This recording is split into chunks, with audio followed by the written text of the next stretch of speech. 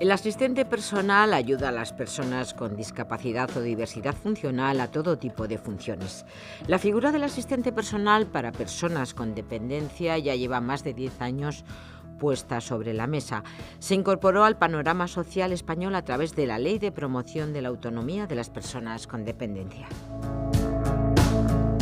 Hoy tomamos el pulso a estos profesionales, su entorno, su evolución en los últimos años, desde que se aprobara la Ley de Dependencia y la formación y requisitos necesarios para convertirse en asistente personal. Para ello nos acompaña el profesor de Trabajo Social de la UNED, Alfredo Hidalgo, colaborador asiduo de este espacio, y el presidente de ASAP, la Asociación de Profesionales de la Asistencia Personal, Iñaki Martínez García. La asistencia personal es uno de los recursos ofertados en la cartera de servicios y prestaciones de la denominada Ley de Dependencia. Sin duda alguna, no es un recurso común, ni siquiera conocido suficientemente después de casi 12 años desde la entrada en vigor de la ley. Y aún más, la asistencia personal es, por definición, el servicio estrella que, bajo la forma de prestación económica, puede facilitar y posibilitar la plena autonomía de la persona en situación de dependencia.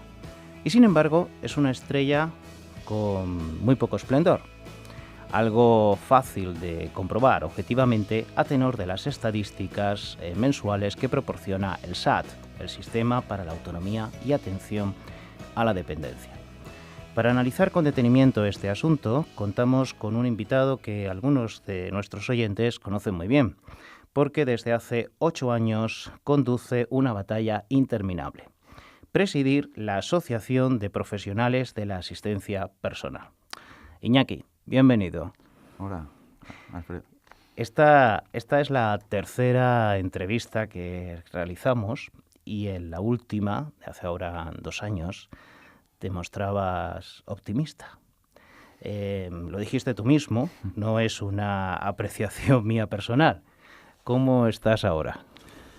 Pues con la misma intención de ser optimista. Lo que pasa es que la realidad es bastante triste o estática, quizás. Estamos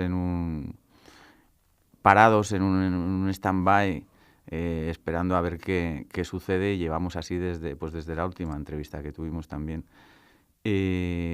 Uno quiere ser optimista, pero la verdad es que los pasos que se están dando son pocos y un poco desorientados, y la verdad es que no sabemos muy bien hacia dónde nos conducirán. Yo te pregunté entonces, y tú me respondiste acerca del convenio laboral específico, ¿no? Que se estaba trabajando desde el año 2015. Estamos en el 2018 y mi pregunta es, evidentemente, ¿en qué momento se encuentra este convenio? Bueno, en realidad se está trabajando en la cualificación profesional, tanto en la parte formativa como en la parte de la regulación laboral. Pero se ha retrasado. Acaba de salir una resolución ahora en diciembre del 2017 que ha alargado el plazo para crear la cualificación profesional y la regulación laboral del asistente personal hasta el 2022. Lo que se está haciendo mientras tanto es acreditar a las personas que están trabajando, que cumplan una serie de requisitos, un número de horas de experiencia laboral. Tienen que pasar unas pruebas, pero se las está acreditando con la titulación de atención sociosanitaria. Con lo cual, lo que se está haciendo es un parche hasta que se regule la figura. O sea, viene de un modelo distinto al modelo del cual vienen las otras figuras laborales existentes en el ámbito de los cuidados. Se está metiendo en el otro modelo. Es decir, si viene de un modelo social, un modelo de vida independiente, la asistencia personal, que nace de ahí, de la filosofía, pues se está reconduciendo, como no hay cualificación, como estamos un poco en el aire, se está llevando todo hacia el modelo de cuidados, modelo médico rehabilitador. Con lo cual actualmente no se están creando asistentes personales que sepan bien, que conozcan bien su trabajo, no se les está formando adecuadamente a través de la administración, a través de ONGs y otro tipo de organizaciones. Sí que se van haciendo cursos de formación, etcétera, etcétera, pero al final no tenemos nuestro espacio dentro del modelo al que responde la asistencia personal. O sea que llevamos casi 12 años en una situación que a mí, discúlpame, pero me parece bastante repetitiva, ¿no? Totalmente. Parece que cada año va a ser el año que sí, que ahora sí, ahí estamos esperando básicamente porque al final repercute directamente en los trabajadores y eso hace que repercuta en la calidad del servicio. Al final, en quien repercute realmente es en la persona con diversidad funcional que recibe el servicio. Y ahí estamos esperando a ver si sí. Lo que pasa es que todo esto lo está llevando el Inserso junto con las comunidades autónomas. Ha creado un grupo de trabajo que es el que está un poco diseñando todo lo relativo a la asistencia personal, incluida la figura. Y pues cada comunidad autónoma tiene una visión distinta de una realidad que es esta, la de la asistencia personal, con lo cual les cuesta mucho ponerse de acuerdo y encontrar el camino para implementar la asistencia personal de una manera real y de calidad. O sea que entonces las fronteras de estas tres profesiones que, en fin, tanto la administración como la propia sociedad, ¿no?, mezcla en ocasiones, como es pues evidentemente la figura del cuidador, de la ayuda a domicilio y del asistente personal, siguen sin tener limitaciones precisas, ¿no?, por lo que me estás contando. Sí, de hecho me consta que hay gente en el grupo de las comunidades autónomas que está trabajando con el Inserso. Hay gente de algunas comunidades autónomas, hay personas que no acaban de ver clara la diferencia entre un asistente personal y un auxiliar de ayuda a domicilio y claro, eso supone problemas porque a la hora de definir y diseñar la figura profesional, pues claro, si no lo tienes claro, pues es muy complicado. Y yo creo que eso es lo que lo está haciendo complicado, que es la ignorancia, la diversidad de opiniones y el no saber hacia dónde enfocar la figura laboral. Y eso produce que se vayan retrasando las decisiones y mientras tanto continúe la precariedad laboral en la cual estamos instalados a merced de lo que decidan los otros y a merced de lo que suceda, pues todo este tiempo. Y claro, con esta última resolución, pues deja abierto el plazo hasta 2022 para que la gente se pueda acreditar de técnico sociosanitario con la titulación de atención sociosanitaria. Entonces, parece que corre menos prisa, no sé, con lo que nos vamos a ir encontrando. Sé que se está trabajando, sé que en el Inserso se reúnen y que las comunidades autónomas están en ello, pero no sé con qué interés y con qué velocidad, con qué rapidez lo van a poner, lo van a implementar, lo van a acabar el trabajo, ¿no?, que están haciendo. Pero visto desde fuera, inevitablemente todo esto produce una cierta perplejidad, ¿no? Es decir, se saca adelante una ley en donde se le da protagonismo precisamente a la autonomía personal. La ley recoge expresamente la figura de los asistentes personales. Se vende precisamente un producto dentro de una cartera de servicios, por otro lado tradicionales, pero con este programa estrella. Pasan casi 12 años y estamos en una situación en donde, bueno, ni siquiera se hace todos estos cambios, ¿no? Tú mismo lo mencionas, la figura del técnico sociosanitario, ni siquiera se hace mención explícita a la propia denominación de esta profesión que ya tendría que haber nacido pues en su momento, ¿no? Sí, y además esto produce un estado un poco caótico, porque sí que van surgiendo experiencias y sobre todo últimamente de un par de años ahora, o 3, se está poniendo el movimiento asociativo un poco las pilas con el tema de la asistencia personal, pero claro, cada uno lo entiende de una manera, cada uno hace la experiencia, lleva adelante la experiencia de una manera y al final es un poco caótico porque hay cosas denominadas asistencia personal en el Estado español que no serían bien asistencia personal. No hay experiencias, no hay un criterio único, sino que cada uno entiende, en función de lo que entiende y la realidad que tiene, crea experiencias que las llama asistencia personal, porque ahora también, te digo que a la vez se está poniendo muy de moda, pero claro, se están haciendo cosas que no son. Entonces se está desvirtuando un poco, se está pervirtiendo un poco lo que es la figura y lo que es el servicio en sí. pondría orden la regulación de la figura, pondría un poco de orden en esto y también la regulación del servicio. Pero bueno, como se está dilatando, pues estamos todos un poco en el aire, empezando por los trabajadores, porque claro, al final, dependiendo dónde vivas, para quién trabajes, quién haya diseñado el proyecto, el programa específico, etcétera, etcétera, pues vas a trabajar de una manera u otra, te van a formar de una manera u otra. Y al final se está perdiendo un poco, yo creo que el norte, y se está perdiendo de vista lo que en realidad es la figura, ¿no? Para que, en fin, nuestros oyentes puedan tener una idea clara, tú imagínate que alguien estuviera decidido profesionalmente, laboralmente, consagrarse a ser pues un asistente personal, ¿no? Salvando las distancias, que es difícil, ¿no? Por el Estado autonómico y por la distribución de competencias en este plano. ¿Cuál sería el circuito, digamos, por el que atraviesa esta persona para poder llegar a ejercer como profesional de la asistencia personal? Sí, actualmente no hay un recorrido predeterminado. Depende de dónde vivas, si tienes la suerte de contactar con alguna ONG que esté llevando a cabo experiencias de asistencia personal, si tienes la suerte de que esa ONG de formación o no de formación al asistente personal, estás un poco a merced de lo que te vayas encontrando, porque claro, hay que saber también que a través de la ley de dependencia, tener asistencia personal a través de la ley de dependencia es muy complicado, porque la dotación económica de la prestación de asistencia personal es muy baja, con lo cual no te alcanza para al final contratar a un asistente personal o dos, o los que tengas que contratar y tener asistencia personal. Te da para muy poquito. Con lo cual hay mucha gente que utiliza otros caminos para conseguir la asistencia personal. Hablo de las personas con diversidad funcional.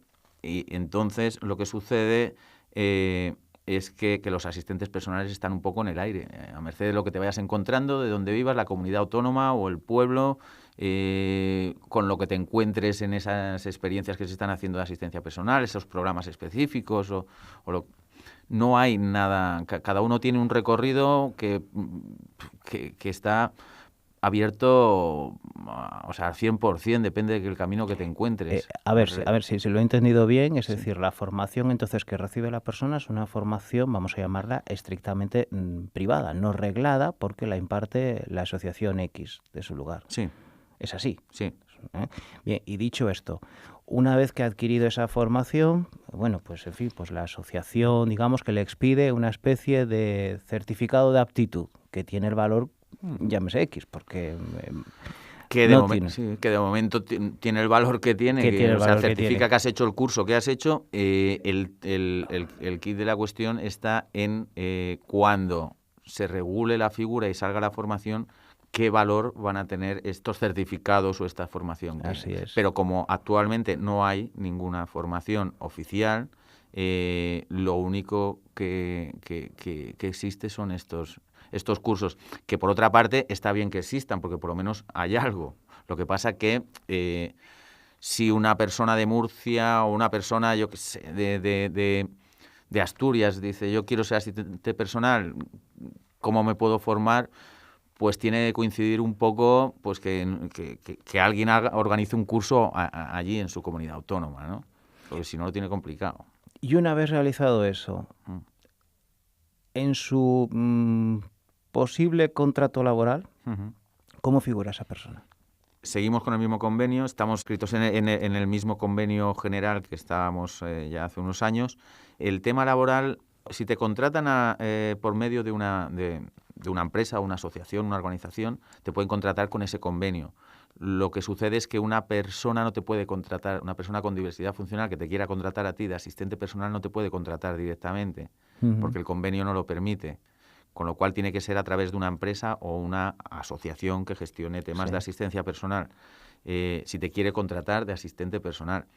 Claro, ¿qué está sucediendo? Que como no pueden contratar directamente, si no es vía de terceros, como asistente personal, te contratan de otras cosas que sí te puedan, como empleada de hogar o algo así. Y esa es la situación laboral que existe ahora mismo. O sea, hay un vacío, hay un montón o sea, hay muy poca reglamentación y hay un montón de circunstancias que te llevan a tener que buscar otras vías para ser asistente personal, para estar contratado de asistente personal, etcétera, etcétera. Fíjate, tengo aquí una enumeración, ¿no? Aragón, Asturias, Baleares, Canarias, Cantabria, Extremadura, Murcia, La Rioja, Ceuta y Melilla, Valencia, Andalucía, Navarra, Cataluña, Castilla-La Mancha, en todas estas comunidades autónomas, a través del sistema de la dependencia, o no hay ninguna concesión de prestación económica o sencillamente es puramente testimonial. ¿Esto cómo lo interpretas tú? Pues mira, te tengo que decir que se debe a varios factores, ¿no? Para empezar, me vas a permitir que te diga que en el mundo del trabajo social hay un gran desconocimiento de la figura por las personas, por los propios trabajadores, que un poco son los primeros a la hora de recibir la persona y son los que tienen que orientar, ¿no? Eso por una parte. Unido a eso, la prestación económica es absolutamente insuficiente, con lo cual no es muy motivador para una persona que quiera tener asistencia personal solicitar la prestación económica de asistencia personal cuando sabe que eso no le va a servir para contratar a un asistente personal, que además no lo puede contratar directamente porque el convenio, la regulación laboral no se lo permite. Y englobando todo eso, el desconocimiento sobre la figura también llega a las propias personas con diversidad funcional. Con lo cual, si unimos todo eso, yo creo que el resultado es que en realidad los asistentes personales y la asistencia personal es una gran desconocida en el mundo de la diversidad funcional como recurso. Pero fíjate, vamos a ver, todavía, y ya vamos para 12 años, es que esto duele decirlo, ¿no? Todavía hoy las prestaciones económicas para cuidados familiares sigue siendo en conjunto a nivel estatal, ¿no? Pues la prestación más solicitada o más concedida, ¿no? Es casi un 33%, ¿no? Cuando tú me hablas del importe económico, en lo que se traduce esta prestación económica y la posibilidad de contratación de un asistente personal, estoy pensando, por ejemplo, en las mismas dificultades que, por ejemplo, tiene el propio servicio de ayuda a domicilio, que también tiene sus limitaciones temporales. Es decir, todos sabemos que quizás con la diferencia de las plazas residenciales o de los centros de día, el resto evidentemente son, digamos que, recursos totalmente paliativos, porque para una persona dependiente, y una persona dependiente lo es 24 horas, no 2, ¿no?, al día, evidentemente son claramente insuficientes. Entonces, comparativamente, pregunto, digo, en relación a lo que tú haces esta observación, ¿no? Es decir, ¿por qué se vehiculiza más o se canaliza más pues estas prestaciones económicas para los cuidados o el mismo servicio de ayuda a domicilio que el asistente personal, si ya de entrada tiene, digamos que, una misma limitación económica, ¿no? Sí, bueno, también hay un componente de tradición y de costumbre y de conocimiento, porque al final tú a una persona con diversidad funcional le hablas de ayuda a domicilio, sabe lo que es. Y le hablas de cuidados en el entorno familiar y sabe lo que es. Y es más fácil acostumbrarse a lo que ha habido siempre que intentar ver qué es lo nuevo que hay, ¿no? Entonces, ya te digo, no es solo un factor, hay varios factores. Tampoco se promociona mucho. Como es de difícil acceso la asistencia personal, pues los trabajadores sociales tampoco la promocionan mucho. Muchos de ellos tampoco la conocen exactamente cómo va. Entonces, ya te digo, son varios factores, pero el tema de lo que es conocido y desconocido también influye. También, por supuesto, también el tema familiar. Pues todos ya sabemos cómo es decir, tengo a mi madre aquí, pues si le puedo pagar un sueldo, aunque sea poco, pues le pago, porque va a hacer lo mismo que viene haciendo durante 10 años. Claro, ese planteamiento no te lo haces con un asistente personal, no te lo puede, porque eso sí que es una relación puramente laboral. Entonces hay un montón, una serie de condicionantes que hace que la gente, también por costumbre, por tenerlo un poco más fácil, por no darle vueltas a la cabeza, que hace que la gente vaya por otros caminos, ¿no? Pero todo esto se soluciona con una buena promoción de la asistencia personal, que sería a su vez una buena promoción de la autonomía personal. Entonces, dando a conocer la figura y poniendo las cosas fáciles a la gente y formando a todos los que intervienen en el recorrido de la persona con diversidad funcional, yo creo que se le daría un empujón. Y evidentemente, paralelamente a esto, hay que regular bien la figura. Hay que regular bien la figura para que el servicio sea de calidad. ¿Y cuál es el perfil ahora, sociológicamente hablando, de las personas que ejercen profesionalmente la asistencia personal? Pues mira, el perfil es mujer, hay mucho inmigrante, mucho estudiante también, y todo lo que tenga que ver con la precariedad laboral, porque al final todos los datos que te he dado sobre el perfil van en una dirección que es trabajo de baja calidad. De baja calidad. Es considerado una profesión de perfil bajo, de categoría baja, la asistencia personal. Y actualmente los trabajadores y trabajadoras, la mayoría son mujeres y la mayoría son inmigrantes.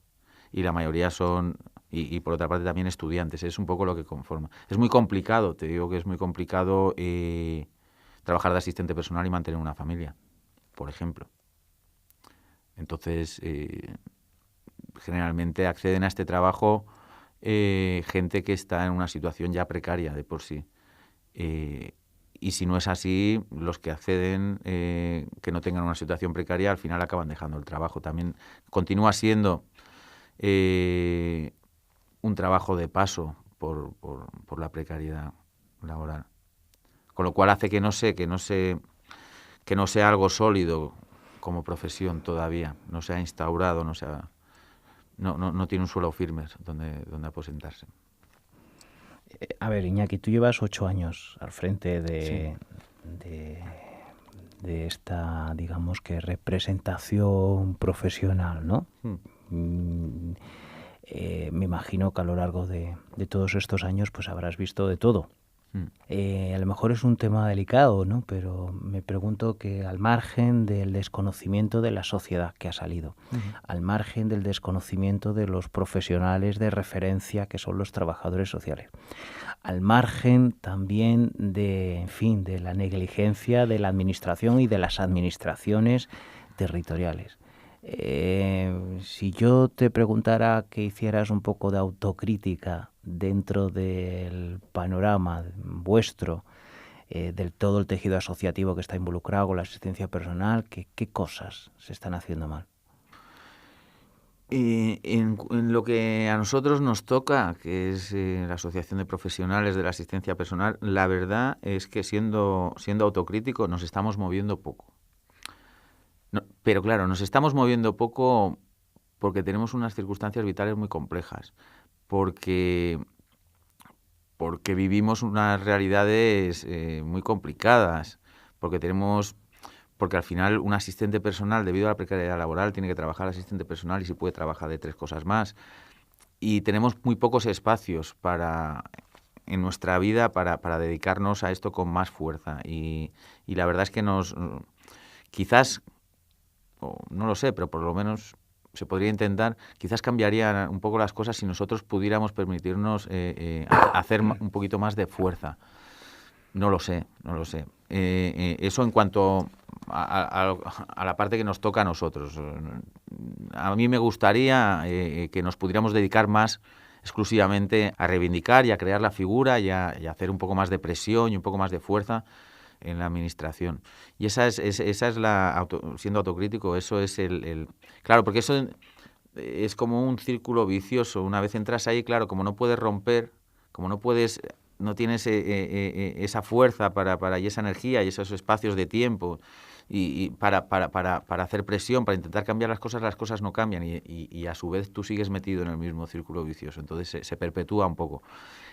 Esa es la autocrítica, eso es lo que yo veo que nosotros podríamos haber hecho más. Y por el resto del movimiento asociativo... ¿Tú crees que la formación, por ejemplo, que se imparte dentro del tejido asociativo es correcta? Yo creo que para empezar sí. Creo que se podría revisar. Y sentarnos con más tiempo a ver si es suficiente, ¿no? A ver si es la manera o no. Pero para empezar, o sea, es un buen principio. Yo eso sí que lo creo. Es un buen principio de cómo se está haciendo. Pero también creo que es mejorable, Yo creo que no debemos de seguir debatiendo sobre ciertos temas, entre ellos la formación, para ir creando e ir ajustando un poco todos los contenidos y las formas de hacer las cosas, encontrando un poco el camino hacia algo que sea quizás mejor. Pero yo creo que como principio sí. Vamos a ver, también te digo que no todas las asociaciones están dando la misma formación ni de la misma manera. Entonces, bueno, lo que yo conozco, sí, ¿vale? No sé, si nombrarte, por ejemplo, el curso que está dando Predif, yo creo que está bien como principio para empezar a formar a los asistentes personales. Pero creo que también se puede ir revisando y se puede ir mejorando. Pero como principio está bien. O sea, va en el camino. Ahora el que está perplejo soy yo, porque yo he empezado esta entrevista y no te bajas del burro del optimismo, y la verdad es que el panorama que hemos dibujado aquí es sinceramente es bastante desolador en el sentido en que, bueno, ciertamente cuando se hacen balances, ¿no?, a más de una década de lo que ha sido el proceso de implementación de la ley, aun reconociendo evidentemente que es una ley que sigue haciendo aguas, etcétera, ¿no?, y todavía hay algunos que enarbolan el optimismo por aquello del derecho social subjetivo y no sé cuántas cosas más, ¿no? Pero lo cierto es que precisamente en este campo que ya hemos tratado, esta es la tercera entrevista, ¿no? La sensación que tengo es que evidentemente los avances en esta dirección no se han producido. Estamos como tratando los mismos temas. Sí, le estamos dando vueltas a lo mismo todo el tiempo. No es que sea optimista, vamos a ver, yo soy optimista en el tema de la formación, que es lo último que me has preguntado. Sí soy optimista porque sí que veo cosas que van en la dirección. Al final, uno, después de todo este tiempo esperando, intenta ver las cosas de una manera más global. Es decir, ya no quiero conseguir las cosas tan inmediatamente. Me conformo con que vayan en la dirección adecuada, ¿vale? Uh-huh. Entonces, en el tema de la formación sí que me parece que van en la dirección adecuada. Lo que tengo es muchísimo miedo con el tema de la regulación de la figura del asistente personal, la cualificación y la regulación laboral, porque sí que me consta que quien está trabajando en ello desconocen. Muchas de las personas que están trabajando en ello desconocen cómo es la figura, y eso me preocupa, eso sí que me preocupa, porque se puede acabar creando una figura que no tenga nada que ver con la asistencia, con la figura del asistente personal, y eso sí que me preocupa. La formación me preocupa menos porque ahí se está trabajando en ello y se está yendo en la dirección, yo creo, adecuada. Pero la cualificación profesional, la gente que está trabajando, muchas de esas personas no tienen claro lo que es un asistente personal, y eso sí que ya es más peligroso. Eso es más peligroso. Y ahí sí que quizás deberíamos hacer más fuerza nosotros. Pero bueno, de momento no están contando con nosotros para ello. Vamos a ver qué podemos hacer. Pero eso sí que es más preocupante. Bueno, yo me imagino que si estuviésemos, por ejemplo, en el País Vasco, que tienen, por ejemplo, con datos del mes pasado, ¿no?, del SAT, pues recogido 5.536 casos de prestaciones concedidas para la contratación del asistente personal. Uh-huh. Me imagino que evidentemente el discurso sería diferente, ¿no? ¿Cuáles son? Es decir, ¿por qué es tan difícil, ¿no?, de alguna manera importar, ¿no?, un sistema que parece que está funcionando, ¿no? Sí. ¿O es un error creer que está funcionando? Es que el tema, o sea, una cosa son los datos y otra cosa es la realidad. Yo no me fío tanto de los datos. Muchas de las cosas que se están haciendo no son asistencia personal. Yo sé que en muchos lugares se está dando 2 horas de asistencia personal a una persona. Eso no es asistencia personal. Porque a una persona se le da las horas que necesita, eso es asistencia personal. Y como dice un amigo, la asistencia personal o se tiene o no se tiene. No se puede tener a medias. La libertad o se tiene o no se tiene, no se puede tener a medias, ¿no?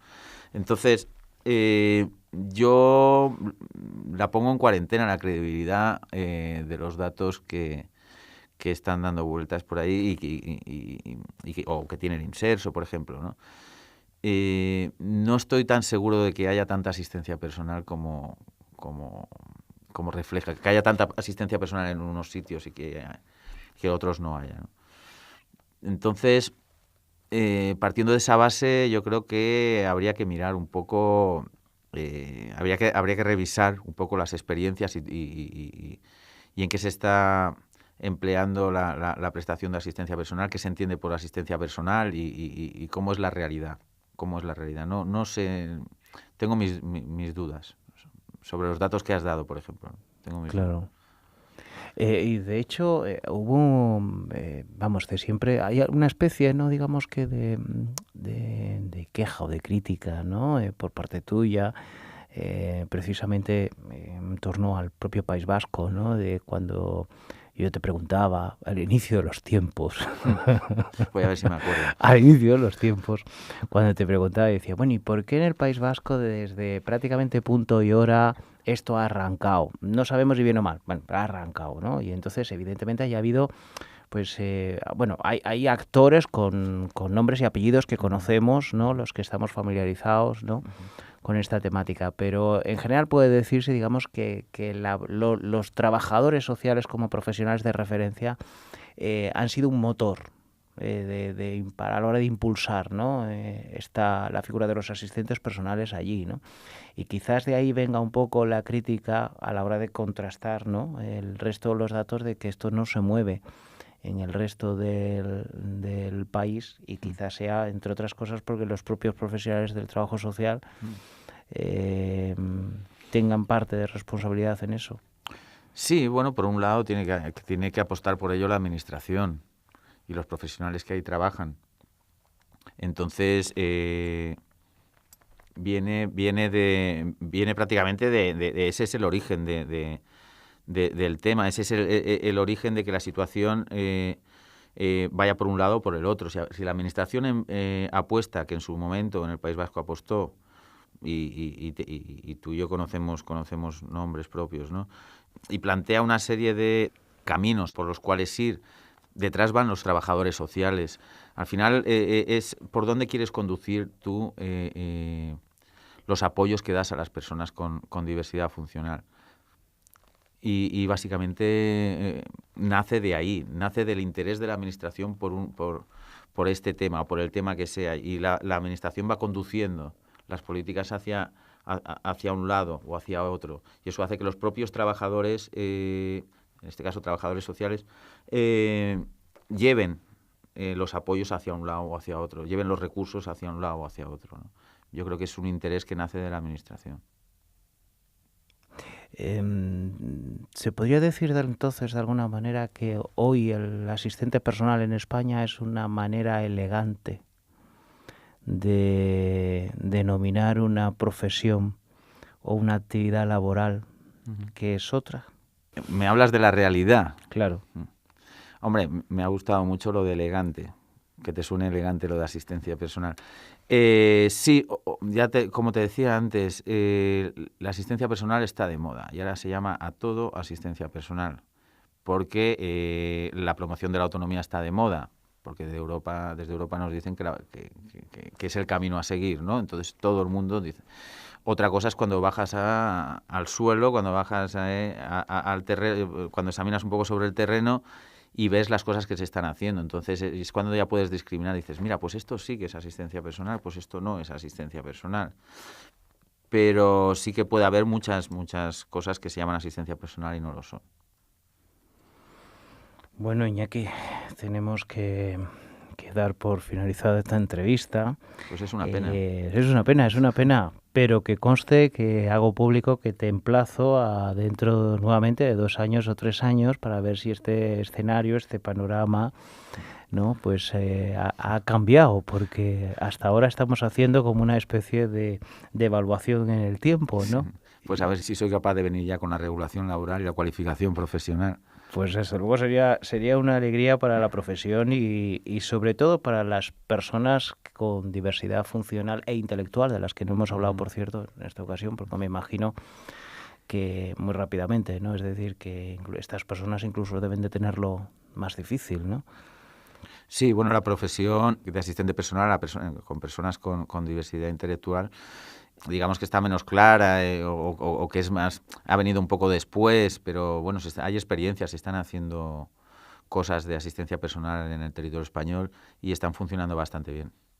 Pues Iñaki, mil gracias y nos vemos dentro de 2, 3 años para volver a hacer esta evaluación de nuevo sobre el desarrollo de la asistencia personal. Gracias a vosotros, aquí estaremos. Un saludo.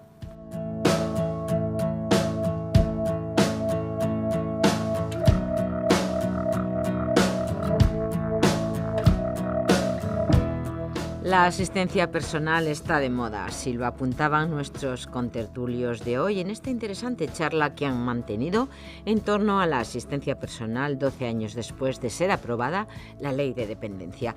Sin embargo, más allá de esta optimista afirmación, nos preocupa, como decía el presidente de ASAP, la Asociación de Profesionales de la Asistencia Personal, Iñaki Martínez García, que aunque cuestiones como la formación de estos profesionales van en la buena dirección, aún hay puntos como la regulación de su figura, cualificación o competencias laborales que dejan mucho que desear, en parte por desconocimiento de quienes tienen que definir y dibujar los requisitos y el perfil de la figura del asistente.